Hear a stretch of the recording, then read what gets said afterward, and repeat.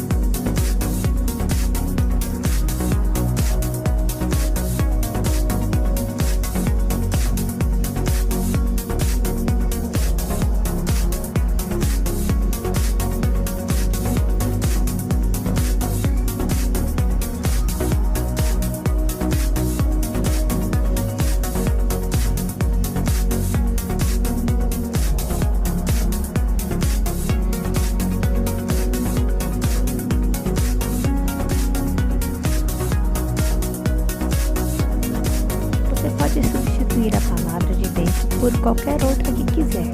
Se gostou do vídeo, deixe seu like e inscreva-se no canal. Não esqueça de compartilhar com seus amigos e comentar. Até mais!